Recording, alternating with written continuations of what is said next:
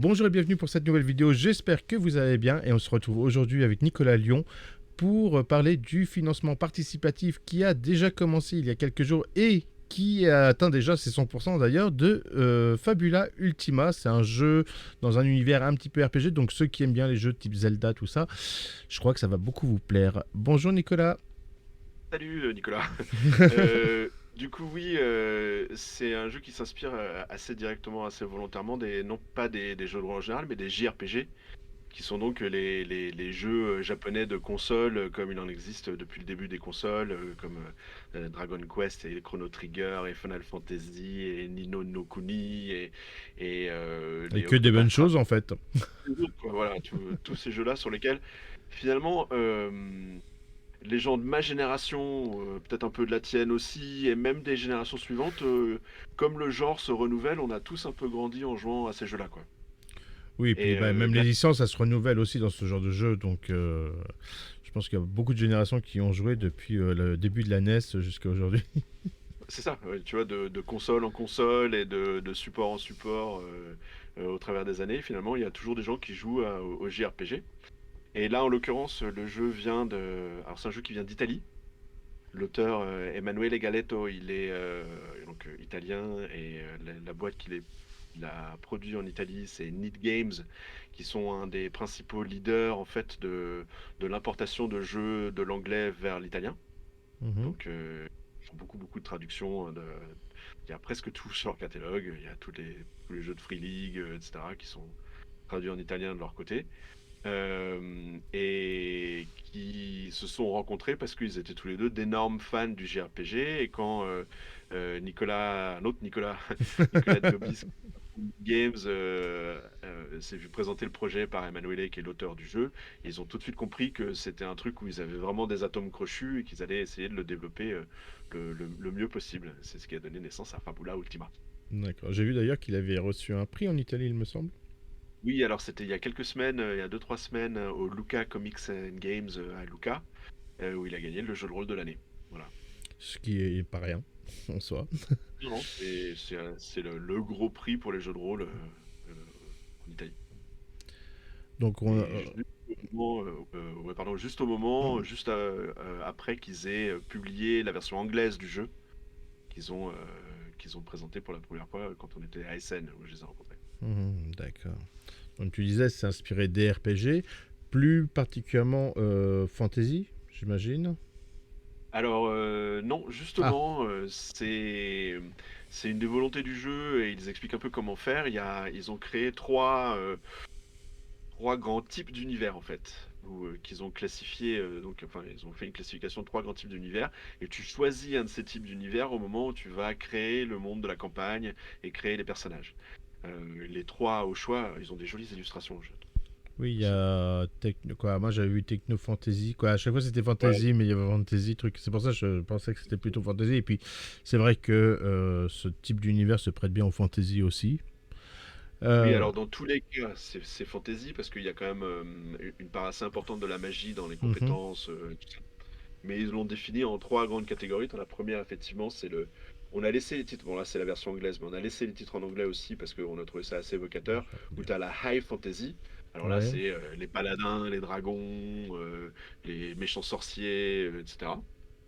Tu as la natural fantasy, euh, où c'est plus un rôle plus important de magie naturelle, peut-être la civilisation qui a baissé de niveau et qui habite sur les ruines d'une ancienne civilisation.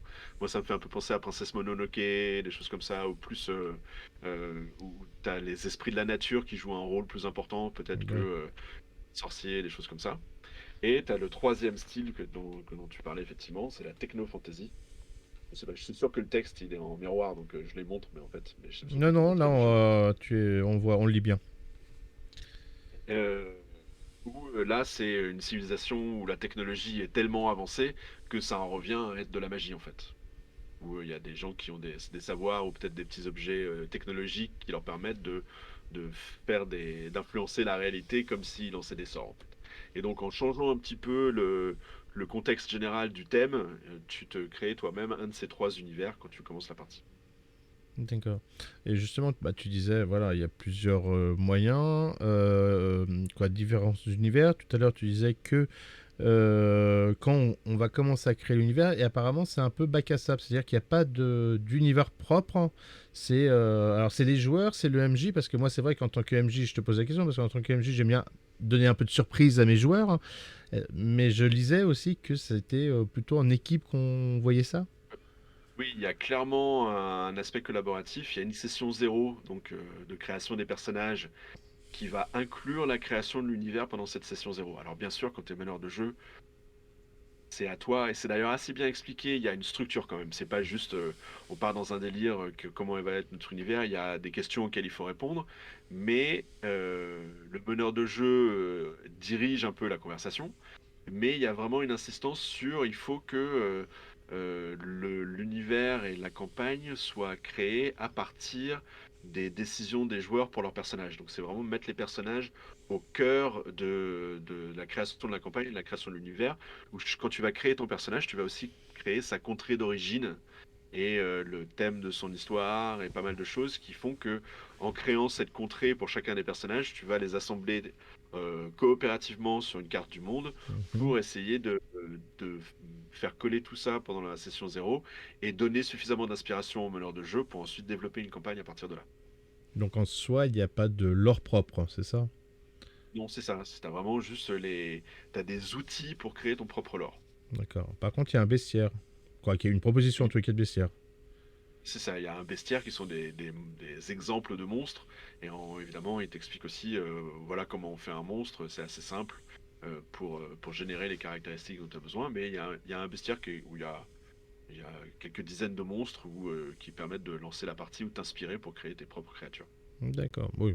C'est toujours bien d'avoir en tout cas des fonctions, des choses comme ça. Déjà pour mettre en place pour construire après. Donc ça veut dire qu'il y a aussi l'explication de comment créer un monde, comment créer une mission, comment tout ça. Voilà, c'est ça. Il y a une section pour le maître de jeu, hein, pour le meneur de jeu dans le bouquin, qui effectivement explique qu'est-ce qui fait un bon donjon, comment bien gérer les méchants, parce que les méchants ont un rôle assez important, comme dans les JRPG.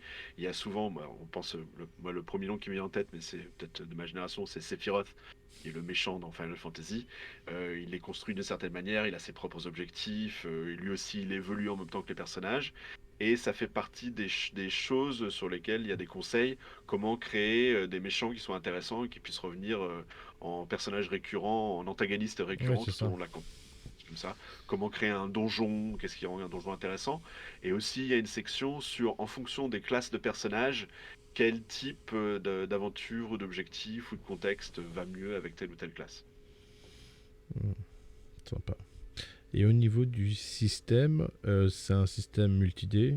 Alors, c'est quoi, c'est lequel exactement? Parce que C'est un système très très simple à la base, et il y a quatre caractéristiques. ouais. Chaque caractéristique a une taille de dé, tu vois, qui va du D6 au D12. D'accord, si je veux être fort, je mets des Et 12 en force par exemple. voilà, donc plus le dé est gros, plus tu es fort dans la caractéristique. Et quand tu veux faire quelque chose, le meneur de jeu, j'ai l'habitude de dire maître de donjon, mais c'est un meneur de jeu, maître, ça fait un petit Ah peu bah, redondant, là parfois c'est. ça se change, hein. Ça peut être un gardien, ça peut être un truc, donc selon Ouais, le voilà. jeu. Euh, le meneur de jeu ou la meneuse de jeu va décider d'un niveau de difficulté, hein, qui doit être genre de 7 en moyenne, peut-être, un truc comme ça, quoi. Et ensuite, en fonction de ce que le personnage veut faire, comme par exemple tirer sur quelqu'un, ou se cacher, ou essayer de d'élucider un puzzle, ou des choses comme ça, tu vas prendre deux caractéristiques, ou alors deux fois la même, si c'est vraiment purement un truc de Dex, tu vas juste prendre deux fois les dés de ta Dex, mais ça peut être Dex plus intuition, ou n'importe quelles deux caractéristiques en fonction de ce que tu veux faire, et tu lances les deux dés, et avec la somme des deux dés, tu dois battre le seuil de réussite. Donc vraiment Oui, tout simple. ça reste assez simple effectivement. Et Mais à ça viennent se rajouter pas mal de niveaux de complexité qui viennent des compétences spéciales de chacune des classes. Quand tu vas d'accord. construire ton personnage, tu vas le construire en choisissant des classes qui vont s'additionner les unes aux autres. À chaque niveau, tu choisis une nouvelle classe. Et quand tu choisis un niveau dans une classe, ça va te permettre de choisir une des compétences de cette classe. Et Mm. donc tu vas construire ton arborescence de personnages au fur et à mesure de la partie du niveau 5 au niveau 50 en justement choisissant les classes en fonction des compétences que tu veux rajouter à ton Ah oui, personnage. donc ça, on peut aller très loin dans la complexité de son personnage. Ouais, c'est ça. Donc souvent dans ces jeux-là, tu commences ayant quelques points de magie et quelques points de vie, et tu finis en envoyant des patates absolument extraordinaires où tout explose dans tous les sens. C'est un peu l'idée ils essayent de retranscrire, en sachant que quand tu maîtrises une classe, donc quand tu as appris 10 niveaux dans une classe, tu vas en plus avoir une compétence héroïque, qui est un peu c'est En bonus, hein, un truc comme ça. un final move, une limite, un truc où tu vas faire un limit break et faire un grosse attaque. D'accord. Et dans les règles, j'ai vu aussi qu'il y avait un truc alors ça en deux fois, qui s'appelle scène et test. Oui, ouais, les scènes, c'est tout simplement comme dans une pièce de théâtre, c'est quand un certain nombre de protagonistes sont au même endroit pour une durée, pour une scène, quoi. Donc tu vas avoir différents types de scènes où, en particulier, un truc que j'avais assez rarement vu dans un jeu de rôle, ils proposent des scènes, ce qu'ils appellent des scènes de meneurs, des scènes de meneurs du jeu, ou qui sont un peu les cinématiques dans un jeu vidéo, c'est-à-dire que les joueurs sont pas forcément présents dans la scène. Ils vont être D'accord. spectateurs d'un truc qui se passe. J'imagine les héros qui viennent d'entrer dans la forteresse des méchants. Et là, tu as un cutscene qui va donner sur la salle du trône où il y a les méchants qui sont en train de se dire: Ah, quelque chose est en train d'arriver. Attention, il faut nous préparer. Tu vas les voir partir, ou alors ça va peut-être même révéler des indices aux joueurs, etc. Et ensuite, tu vas revenir sur les joueurs qui ont des scènes classiques où ils sont confrontés à des problèmes, et les scènes de conflit qui sont quand ils se battent contre des monstres, contre des adversaires. Et les tests qui sont quand tu lances les dés, quoi, tout simplement. Tout Quand tu lances simplement. les Ouais. dés pour faire un test de caractéristiques. Ouais, c'était plutôt, voilà, si on avait vu les tests, c'était plutôt pour revenir sur scène qui était un angle assez particulier et les points Fabula, donc qui font partie intégrante du jeu Fabula, quoi, qui permettent d'évoluer aussi, je crois. Alors qui sont à la fois des points de destinée, au sens où tu vas pouvoir les utiliser pour faire des relances ou pour améliorer des jets de dés ou des choses comme ça, mais qui sont aussi ce qui va déterminer en partie combien de points d'expérience tu gagnes à la fin d'une session.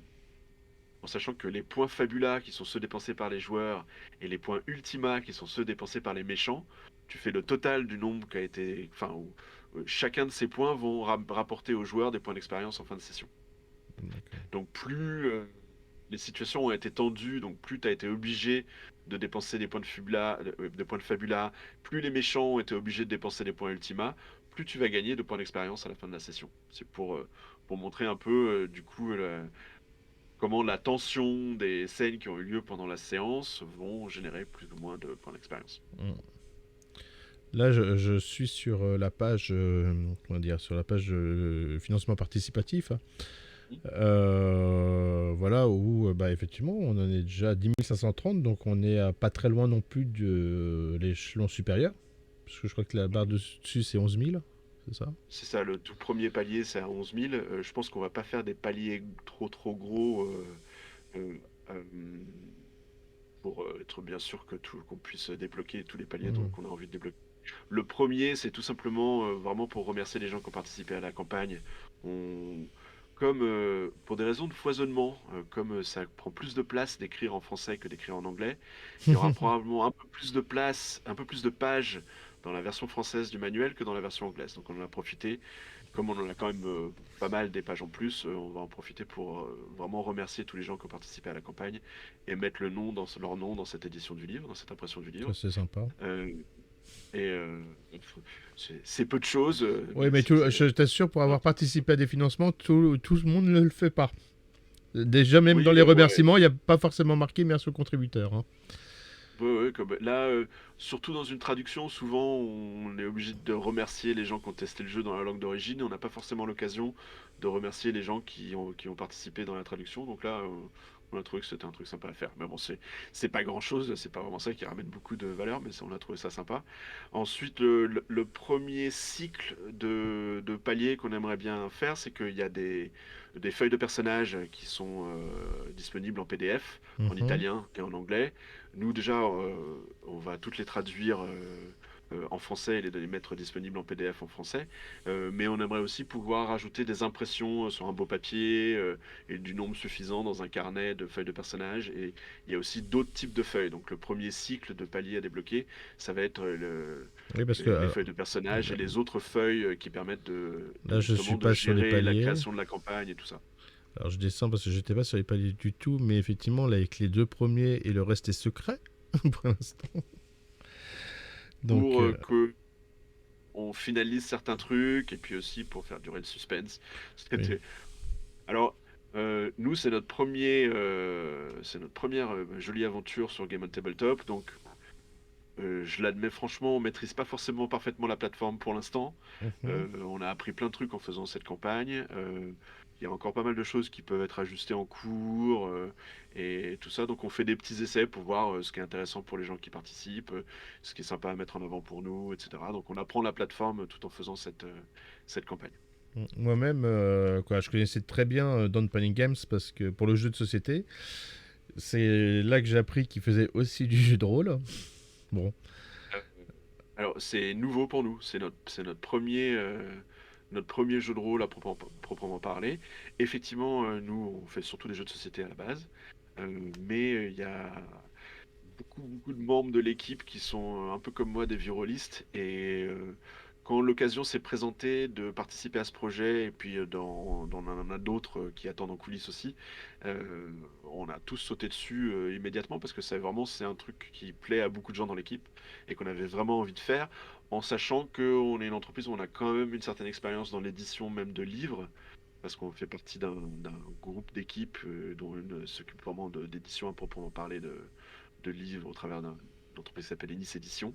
mhm. Et donc il y a un savoir-faire qui existe quand même dans l'équipe et qui nous permet pour la première fois de rentrer dans le jeu de rôle, quoi. Hmm.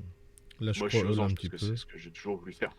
Je scroll un peu parce que, bah, effectivement, les illustrations, on a des très belles et donc ça permet de montrer un petit peu ce qu'il y a. Et alors, on va revenir un petit peu après avec ce qui est proposé. Et je remonte parce qu'il y a marqué un moment. Voilà, moi je l'ai déjà eu.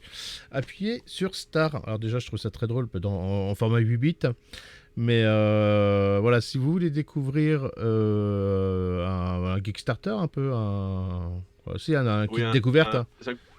c'est un livret d'initiation qui vraiment il est conçu pour des gens qui ont vraiment pas forcément beaucoup d'expérience du jeu de rôle du tout, où il va prendre par la main à la fois les joueurs, mais aussi le meneur ou la meneuse de jeu, pour vraiment comment prendre en main les personnages. Il y a 4 personnages pré-tirés qui sont inclus dans le petit livret, et en 50 pages, étape par étape, chaque scène va expliquer un petit aspect du système de jeu. Donc d'abord, comment est-ce qu'on va faire un test, ensuite les tests de groupe, comment est-ce qu'on fait un combat, comment est-ce qu'on gère les points fabula, comment on gère les points d'inventaire. Chaque chapitre va t'expliquer une petite partie du jeu, jusqu'à un gros combat final contre des méchants qui vont tout mettre ensemble pour un premier vrai. C'était le tutoriel du jeu, quoi, si tu veux. Oui, je crois. Et il fait quoi, 48 pages, je crois, donc c'est quand même déjà un petit bouquin conséquent Ouais, euh, il y a pas mal de pages. Alors, qui donne c'est un de. scénario qui est assez linéaire, hein, il n'y a pas Hmm, de gros trucs à résoudre, mais qui vraiment te prend par la main pour commencer en douceur une campagne de Fabula Ultima. hmm. Et qu'on pourra retrouver, je crois, dans le financement en format papier, pour le coup, qu'on Voilà, peut c'est ça. avoir. Il est disponible en téléchargement dès maintenant en PDF. Mhm. Et effectivement, dans la plupart des contreparties, il y a la version papier imprimée qui va avec le manuel. Alors, j'ai les deux là. Donc ça, c'est le manuel de base Oui, c'est qui ce que fait j'ai de 360 montrer, de pages. montrer un petit Alors, peu le format. c'est un format A5, ce qui est assez inhabituel. D'habitude, on a l'habitude de plus un format Bah, surtout A4 de vrai livre. pour 300 pages, format A5, c'est vrai que j'ai plus l'habitude dans des formats aller à 150, 160 pages. 300 pages, ça Mm. commence à faire un petit pavé, quoi, en A5. Oui. Alors, si c'était le double, tu vois, si tu le prenais comme ça en A4, ça ferait 180 pages. Mhm. Mais du coup, ça permet à la maquette de le rendre beaucoup plus dense. Donc, c'est pas non plus 180 pages, c'est t'as quand même beaucoup d'infos sur chaque page. Euh, donc ça, c'est le manuel principal. Et effectivement, pour apprendre le jeu, il y a la blague est pas de nous, ça c'est la version italienne, donc tu vois, il y a marqué Premi Start, appuyé sur Start en italien. Et là, donc avec celui-là, T'as donc, il inclut les personnages pré-tirés avec leurs fiches dedans. D'accord. Oui, Et celui qu'on retrouve dans le PDF, oui. oui, cette De fait. illustration-là, elle revient assez souvent, effectivement. Et ensuite, c'est chapitre par chapitre. Tu vois, dans les feuilles de personnages, il y a des petits verrous qui vont dire, bah, là, celui-là, c'est le verrou. Attends, j'ai pas mis toutes les chaînes. C'est le verrou numéro 4. Et donc, ça va faire référence à une case, on retrouve la case numéro 4 de la fiche de personnage. Et donc, comme ça, de chapitre en chapitre, ça va permettre de dire au meneur de jeu, alors maintenant, regardez, vous avez une case où il y a marqué point de vie et point de magie. Voilà ce que ça veut dire, voilà comment ça marche, etc. D'accord. Donc, Donc c'est un vraiment, peu, c'est vraiment un didacticiel qui te permet d'évoluer dans le ouais, truc, quoi. c'est inspiré d'un tutoriel dans un jeu vidéo. D'accord. Et au niveau donc oh, je suis remonté tout en haut. Ah non, j'ai cliqué sur un truc au niveau des bundles. Donc pour l'instant, vous en avez combien? Vous en avez, bah, il y a le soutien, ça c'est cool aussi. C'est ceux qui veulent mettre un petit euro Oui. pour soutenir le projet, ça c'est sympa. C'est toujours bienvenu. Je sais pas si quelqu'un l'a fait, je suis pas sûr. Je sais pas si on le remettra. Les gens, il se trouve que le projet est suffisamment intéressant pour au moins prendre le bundle de base qui est tout simplement Le PDF, hein, euh, c'est ça? le. Alors, t'as le bundle PDF, oui. Ouais, 19 euros, ouais. Moi, j'aime. Alors, les PDF sont inclus dans tous les bundles imprimés. Mhm. Donc, t'es pas obligé de prendre le bundle PDF plus un bundle imprimé. Mais il y a pas mal de gens qui ont pas forcément la place sur les étagères. Moi, tu vois, il y a déjà plus beaucoup de place sur les miennes, mais bon, Bah j'ai voilà toujours quoi. de la place. Voilà, c'est ça quoi.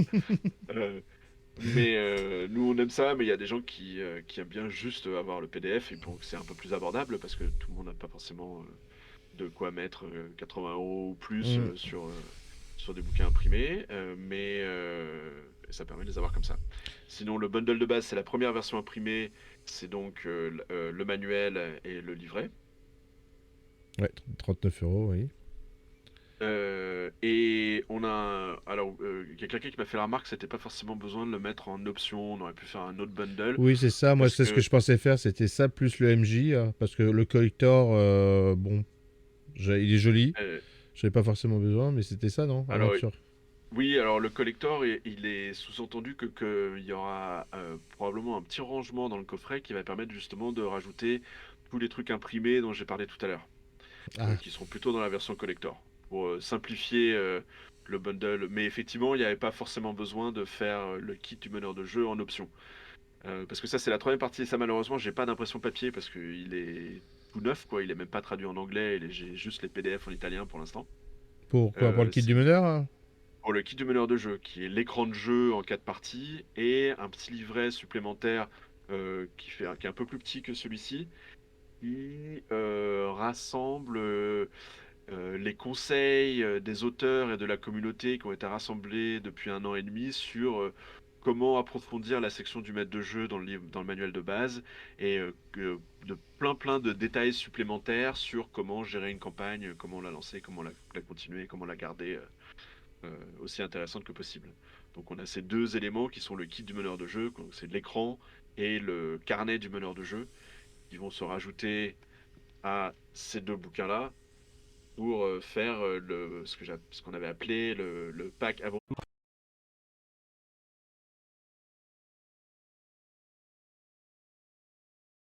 Attends. Ah, Ah, si, là c'est maintenant je t'entends. revenu. C'est revenu. Ouais. Euh, Et donc, tu as le pack aventurier plus le kit du meneur de jeu qui sont un peu tous les éléments imprimés dans la version de base. Et on a le pack héroïque qui va inclure le bouquin de base en version cartonnée Mhm. C'est-à-dire en dans rigide, un. hein, tu veux dire? Ou parce Oui, en que. rigide. Parce que là, pour Ah, l'instant, c'est une jaquette. Tu vois. un peu façon manga, C'est quoi. Oui, un peu façon manga, exactement. Tu as une jaquette en couleur et tu as en dessous une couverture souple en noir et blanc. Donc dans la D'accord. version cartonnée, il y a une version un peu plus jolie de la couverture, un peu plus classe, en blanche avec un vernis sélectif. Mhm. Euh, un coffret, enfin un étui pour l'inclure, ainsi que celui-ci, ainsi que le carnet du meneur de jeu qui sera lui aussi inclus dans le pack héroïque, plus l'écran. Donc normalement tout rentre dans le Donc dans ça les tuiles. sera à les tuer un peu large pour que voilà, ça puisse se C'est ranger. Ouais. ça, pour avoir plusieurs éléments à l'intérieur. Et en sachant que si on arrive à débloquer les feuilles de personnage, il y aura en plus une enveloppe ou une petite boîte en plus dans l'étui pour ranger toutes les feuilles de personnage et tous les trucs qu'on aura imprimés avec. D'accord. Comme ça, c'est le pack héroïque. Bon, ça va, ça commence déjà à être un beau pack. Hein. Oui, alors on est un petit peu jaloux des gens qui peuvent se permettre d'avoir 15 milliards de bouquins et de figurines et tout ça dans un gros gros pack, ça donne vraiment très envie. Là pour l'instant, comme on est limité par le contenu qui existe encore, même s'il y en a beaucoup qui est en route, on a essayé de trouver un moyen de faire un joli pack euh, en mettant vraiment tous les éléments qu'on pouvait, quoi. Bah ça, c'était justement une de mes questions. Merci de savoir si c'était un jeu tout comme ça et qui était voilà finito ou si Ouais. il y allait avoir comme on disait justement qu'il n'y a pas de lore en soi, qu'on crée l'univers. Est-ce qu'il y a malgré tout des choses, des projets qui sont prévus pour malgré tout développer, alors peut-être développer des univers particuliers ou développer le jeu, je ne sais pas. Ouais, c'est exactement ça. C'est développer des univers particuliers. Donc on va rester dans le domaine de la Fantasy. création d'outils, mais en fait c'est pour chacun des thèmes d'univers tu sais, dont on a parlé, le high fantasy, le Mhm. natural fantasy et le techno fantasy. Et il va y avoir une extension pour chacun d'entre eux, ce qu'ils appellent un atlas. Donc le D'accord. premier c'est de l'atlas de la high fantasy, où qui va rassembler des nouvelles classes de personnages, des exemples de lieux, des exemples de trames d'histoire et plein d'autres conseils pour personnaliser ta campagne dans cet univers en particulier. Donc des outils pour effectivement développer une campagne dans chacun des trois univers qu'ils proposent. Donc là, le premier, il est quasiment fini. Et je crois qu'ils ont prévu d'en sortir ensuite un par an sur les trois premiers, en sachant qu'il y a aussi des campagnes qui sont prévues quand même, parce que c'est quand même bien de fournir du scénario. Alors, euh, un truc qui est assez important et qui est presque dur à expliquer, euh, qui vient de l'énergie de Emanuele et Nicolas. Ces gars-là, ils sont sur Twitch 2 fois par semaine. Oui, Alors j'ai malheureusement, il vu faut... sur YouTube aussi, je crois. Oui, enfin, ils sont très très actifs en live régulièrement, Hmm. en animant une communauté. Alors, ce qui est dû grâce à leur extraordinaire interaction, et puis surtout, il faut voir le gars quand il parle en italien à 1000 à l'heure en agitant les bras, c'est génial, quoi. Bah, c'est sur la Il chaîne faut de qu'on... Need Game, non? C'est la chaîne de Nick Games, ouais. C'est ça, parce que je les ai regardés ce matin, un petit peu. C'est Ouais, sympa. il a beaucoup d'énergie et en fait, depuis 2 ans, ou surtout depuis un an, ils ont construit par l'intermédiaire du jeu une vraie communauté de plusieurs milliers de personnes où ils ont écrit une énorme campagne collaborativement. Hmm. En posant des questions à chaque fois qu'ils passaient sur Twitch, etc. Et en prenant les réponses et les inputs de tous les joueurs pour créer un univers commun, pour créer des personnages, pour raconter des histoires et pour partager l'expérience de Fabula Ultima que toute leur communauté ont créé. Ça fait partie des trucs qui continuent à faire que il y a beaucoup de gens en Italie qui veulent que le jeu continue et qui garantit que, a priori, ils sont pas prêts d'arrêter la gamme de sitôt. Voilà. Et Euh, puis, je pense que si ce projet s'y prête, vous allez rester en bon terme avec Need Game. Oui, alors c'est pas dur de rester en bon terme avec eux, ils sont adorables. Je disais tout à l'heure, on les a rencontrés à SN pour le spiel de SN cette année. Euh, ouais, alors, à chaque fois. Alors, il y a, il y a des amis à eux qui ont composé un générique pour le jeu de rôle. Donc ça Ah, fait Fabula Ultima! Et donc à chaque fois qu'on se croisait dans les halls à SN, il y avait une demi-douzaine de Français et d'Italiens qui se croisaient et qui faisaient Fabula Ultima! Donc ils sont vraiment très très sympas. bon, ça va, au moins c'était bonne ambiance. Est-ce que c'est un jeu qu'on peut décliner? C'est-à-dire que moi, si je suis pas particulièrement tech fantasy ou truc comme ça, je peux me faire du dark. Alors, est-ce qu'on est obligé de faire du fantasy déjà, d'une part? Et est-ce qu'on peut pas télescoper sur d'autres styles? Hein. Est-ce que je me fais du Alors, Cthulhu RPG? Je sais pas. ce qui est beau dans le jeu de rôle, c'est qu'au final, ça dépend toujours de ce qu'a envie de faire le meneur de jeu donc, et les joueurs ensemble autour de la table. Donc, le système est relativement simple et pourrait se prêter assez bien à tout type de partie. En revanche, je crois qu'il y a un vrai désir de Emanuele en particulier de garder un certain ton. Enfin, il met beaucoup l'accent sur l'optimisme, sur justement pas Plus, trop plus dark. coloré, ouais, ok.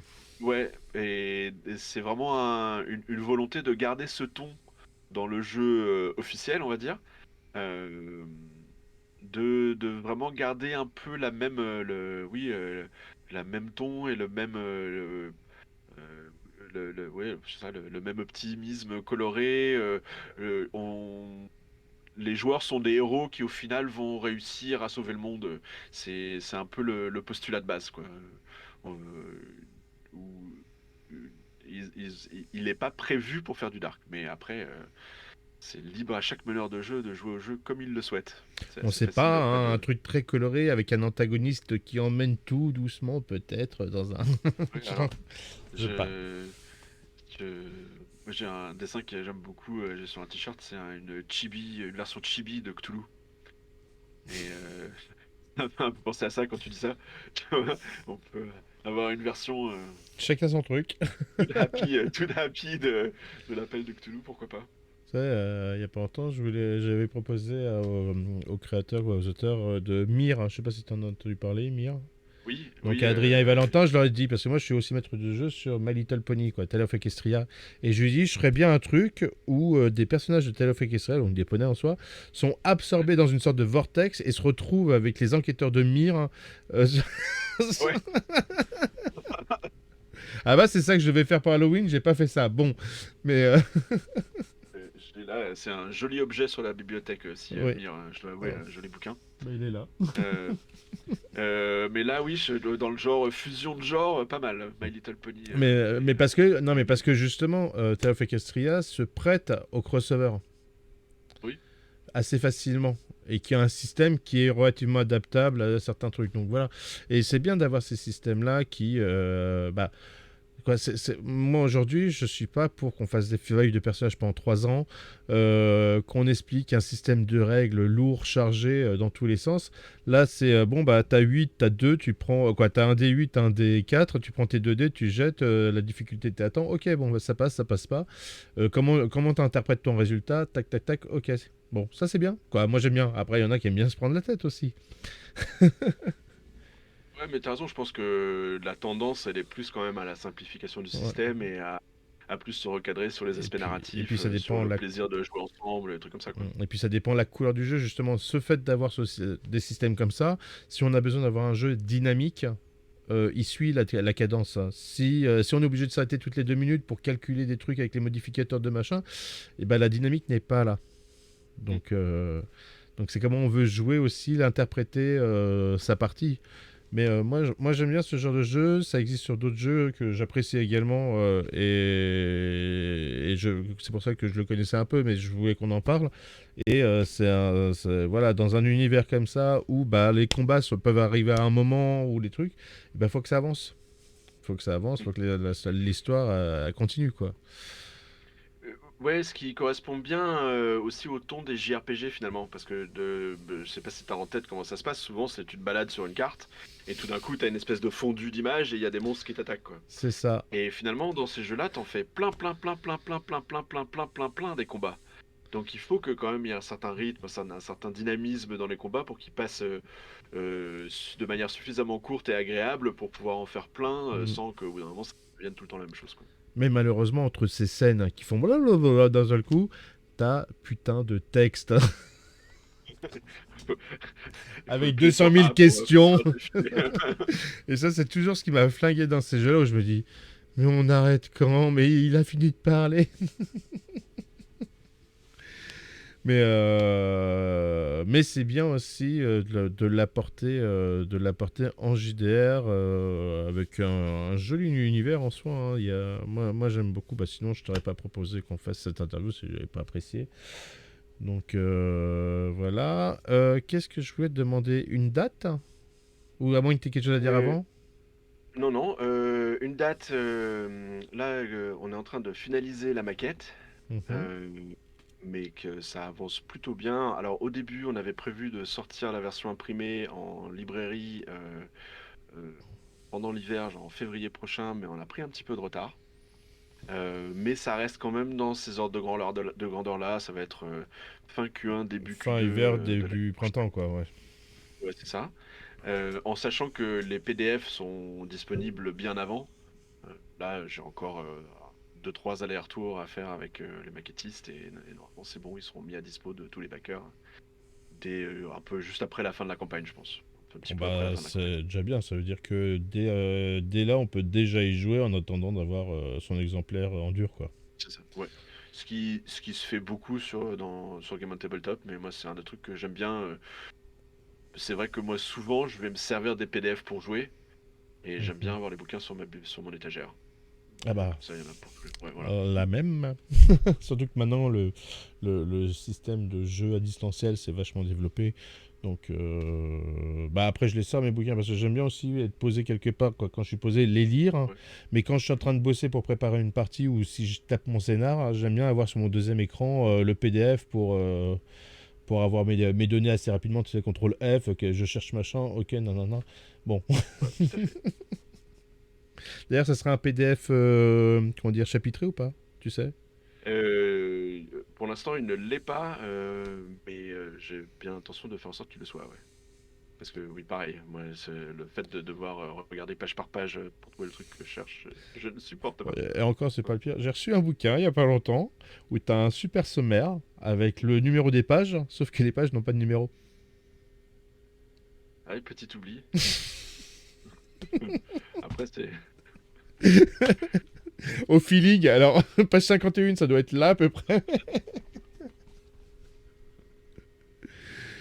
Qu'est-ce que. Je crois que j'avais une autre question sur le jeu. Non, sur le futur aussi de Don't Panic Games. Je crois qu'on va se revoir à ce moment-là, puisqu'il me semble qu'il y a un truc avec Cowboy Bebop. Alors, oui, c'est ça, hein, on a prévu de faire une campagne pour la version française du jeu de rôle de Cowboy Bebop qui commencera en mars, elle aussi, sur Donc, Game on quand Tabletop. on recevra cela, la Voilà, campagne commencera. exactement, juste à temps pour se préparer à autre chose. Donc là, ça vient aussi de... bah, là aussi, ça vient d'Italie, puisque Ils sont on fait productifs, ça hein, en n'empêche. partenariat... Pardon? Ils sont hyper productifs. Il y a pas longtemps, on me parlait d'un jeu qui s'appelle De ma... Broken, je sais plus quoi, mince, Broken Cloud, quoi, qui est un jeu un peu d'expédition pulp. Et en fait, en ce moment, je vois beaucoup de jeux arriver d'Italie. plein. Je trouve il y a, il y a un peu, en dehors de la France, bien sûr, il y a deux autres pays du jeu de rôle en Europe en ce moment, c'est l'Italie et la Suède. Il y a vraiment plein de trucs qui arrivent des deux côtés. Mm. En Italie, moi, ne serait-ce que récemment, One Ring, à l'origine, c'est quand même une idée italienne. Pax, comment ça s'appelait? Pax Pa- Arcana, où tu pa- joues des agents de l'Empire romain qui Pax sont Elfica chasseurs. ou Arcana. Je sais Non, plus. euh, euh, je crois que c'était Pax Arcana. Oh, je Enfin, sais plus. voilà, enfin, il y a Brancalonia, il y a Historia, il y Donc a plein de Alonia, trucs oui, qui c'est sortent. vrai. Ouais.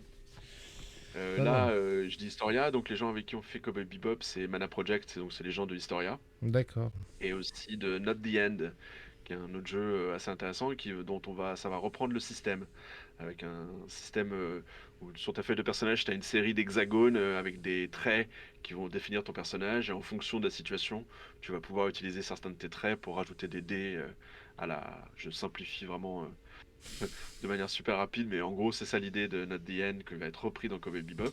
Et donc là, c'est Michele qui est un des responsables de Mana Project, qui avec nous, parce que nous, on avait les contacts de Sunrise par Mm. le biais du jeu de société, parce qu'on a fait un jeu de société sur Cowboy Bebop. Donc on D'accord. a déjà des contacts chez Sunrise parce que de faire des choses avec les Japonais, c'est toujours un processus assez complexe de validation et d'aller-retour avec la maison J'ai des mère copains qui travaillent pour un certain manga, quoi, quoi, des Français qui écrivent en ce moment pour un certain manga avec la maison mère japonaise. Il paraît que ouais, c'est les allers-retours, c'est compliqué, ouais. Et que c'est vraiment tac, non c'est comme ça, non c'est comme ça, non c'est comme ça. Oui, oui, ils sont très protecteurs vis-à-vis de leur licence, on va dire ça comme ça. Hmm. C'est-à-dire qu'ils t'envoient des documents d'instructions assez précises sur comment ne pas couper les personnages à tel endroit, il faut qu'il y ait tel type de police, etc. Donc il y a tout un processus dans lequel nous, finalement, historiquement, à Dompany Games et à Ennis, on a une certaine connaissance de la chose. euh, et c'est une force qu'on a voulu recouper avec le jeu de rôle en aidant Michele à justement gérer ça avec Sunrise et du coup faire la version française directement dans la foulée de la version anglaise et italienne sur laquelle lui il travaille. Donc il y a eu un D'accord. Kickstarter qui a hyper réussi, qui vient de prendre fin je crois la semaine dernière où il a fait plus de 20 fois ce qu'il voulait atteindre comme objectif. Donc on est Combien tu vraiment dis? très très je crois plus de 20 fois, je crois qu'il est à 2000%. Ah ouais, ah, très, très bon Sur, public l'Italie, hein. ouais, ouais, sur un Kickstarter. Alors, beaucoup d'Américains. Ah, mais C'est les Américains ah oui, ils l'ont qui acheté en sont. anglais pour la version anglaise. Oui, c'est D'accord. ça. Ouais. Nous, sur le coup, c'était peut-être une erreur, mais on verra. Mais on a pensé que finalement, pour le public français, il y avait peut-être d'autres médias de plateformes de financement participatif. On est parti sur Game on Tabletop parce que pour l'instant, on a eu un très bon contact avec Mhm. les gens qui sont occupés de nous là-bas. Pour profiter aussi des leviers, puisque comme ça peut un peu plus de chances qu'on parle de nous dans Cassius Belli et des choses comme ça, parce Oui. que des liens comme ça. Donc on a voulu parier là-dessus, et donc on n'a pas mis la version française sur le Kickstarter, en sachant qu'elle sera prête vraiment juste après la version anglaise et la version italienne, mais sur une plateforme séparée. Non, mais que de belles et de bonnes choses, hein. Moi, je Alors, dis. on espère que c'est le début d'une longue histoire des jeux de rôle à Panic Games. Voilà. Ouais. Bon, après, vous faites de bons Et jeux de société aussi, hein. Y a pas de souci. voilà, mais ça fait partie, tout ça, ça fait partie des univers qui nous plaisent, qu'on a envie d'approfondir et sur lesquels on a envie de travailler. Donc faut le reconnaître, c'est sympa de bosser dans ce milieu parce que ça te permet de bosser sur des trucs qui te passionnent. Et là, que ce soit sur tout ce qui est Japanimation ou JRPG, sur les jeux de société ou les jeux de rôle, Mm. c'est sympa de bosser dans ce milieu, quoi, en ce moment. Alors, je repasse un instant sur le financement participatif. Depuis le début de cette interview, vous avez pris 4%. Ah Donc ouais? on se rapproche tout doucement. Ouais, bah on est à 106%, 10 611 euros. Donc à moins de 400 euros du prochain palier, ce qui sera plutôt cool. Et puis bah, j'espère aussi qu'il reste 19 jours. Je pense qu'il n'y a pas d'improbabilité pour que d'autres paliers soient largement... Ouais, le plus possible, quitte à étendre la campagne, si on voit qu'il nous reste un ou deux trucs, on verra, je sais pas si ça se fait beaucoup, mais comme je disais, nous on expérimente un petit peu avec la plateforme, donc si des erreurs sont commises, on est tout à fait partant pour les corriger tout de suite, donc ça se hmm, présente plutôt bien. écoute, moi, je ne demande qu'à voir, mais effectivement, il y a quelques... Quoi, je sais déjà ce que je pense que je vais prendre. Voilà, et puis j'espère que les belles illustrations qui ornent cette page se retrouveront dans les livres aussi, parce que je serais quand même vachement déçu. On a quasiment tout pris directement des bouquins, Mhm. où il y a plusieurs illustrateurs qui se sont alliés pour de différentes manières amener des illustrations dans le bouquin. Elles sont, ouais, euh, euh, il y en a vraiment plein le livre, donc ça c'est très agréable. Euh, il y a une forte chance que même il y en a certaines qu'on fasse en petit ex libris pour distribuer aux backers dans un palier. Et d'utiliser ces illustrations ou alors de s'en inspirer. Mais pour l'instant, on vient juste d'en discuter, donc je peux pas. On parlait de VTT tout à l'heure, de Roll20 ou de Foundry ou d'autres plateformes. Est-ce que dans les paliers, il y aura moyen de peut-être faire un petit kit pour les gens qui jouent de manière digitale? En tout, moi, j'aimerais bien. On est en train de travailler Ouais. là-dessus là en ce moment. Oui, c'est vrai que Il y a ben, aujourd'hui, beaucoup des petits demandent jetons, aussi. des plans. Alors, ça a un coût, bien sûr, mais beaucoup demandent pour le distanciel, justement, d'avoir la possibilité d'avoir les feuilles de perso sur les VTT, au moins, tu vois. Oui. Parce que c'est toujours vachement plus mieux. Ouais. Oui, et puis tu sais, on pense aussi aux jetons pour représenter les personnages, des, des battle mats, si j'ose dire, des Mhm. trucs comme ça, quoi. Enfin, il y a plein de choses. Si je calcule bien, 19 jours, ça veut dire que c'est pour notre fête, en fait, que ça finit. Exactement, ça finit pour la Saint-Nicolas. Là, il y a 3 Nicolas qui ont été invoqués Ouais, pendant cet enregistrement, parce que exactement. c'est vrai, j'ai pas dit on est en enregistrement, on n'est pas en direct. Je sais bien, ils sauront qu'à la fin, les gens. Et donc, c'est fini le 6 décembre, c'est ça. Donc, j'espère que pour la Saint-Nicolas, il y aura plein de trucs. Je vais poster de toute façon cette vidéo dans les prochains jours parce que je vais peut-être pas squeezer Kiefer ce soir. Mais je vais. Donc le jour où on est, voilà, c'est Kiefer qui passe. Mais je vous invite en tous les cas à vous intéresser à ce projet. Dans le descriptif, vous aurez bien sûr le lien vers Game on Tabletop si vous ne le connaissez pas déjà le site, parce que je pense qu'on est quand même nombreux à l'utiliser et à se faire dévaliser dessus tellement il y a de trucs. Euh, les temps sont fastes. Ouais. Alors c'est ça, c'est que j'attends juste le jour où mon banquier va me dire c'est quoi ce Game on Tabletop là que je vois pratiquement tous les jours passer sur votre carte. Donc, mais en tout cas, je te remercie Nicolas d'avoir pu participer, quoi, oui, d'avoir accepté de participer à cette Ouais, interview, de nous avoir merci de m'avoir présenté, invité. Ouais. voilà, Fabula Ultima, qui restera Fabula Ultima, j'imagine, qui ne deviendra pas l'ultime fabuleux. Fabula Ultima. Non, on va garder le titre comme ça, ouais. Pour l'instant, on se pose plein de questions sur le sous-titre. Nous, on est plutôt parti pour le jeu de rôle des JRPG, ou alors peut-être pas de sous-titre du tout. Pour le Je sais pas sous-titre, si hein. tu as vu le sous-titre d'origine. Il y a Non. écrit sous-titre en anglais, en italien, il y a écrit TT JRPG. Oui, Assis, je l'ai vu sur des trucs, oui, c'est pour quoi, Ouais, Table Tabletop, Top. Ouais. Japanese Role Playing Game. Japanese European, ouais. Et vous vouliez mettre Je... quoi, TTF Ouais, je pense que c'est pas assez évocateur encore TT pour des francophones.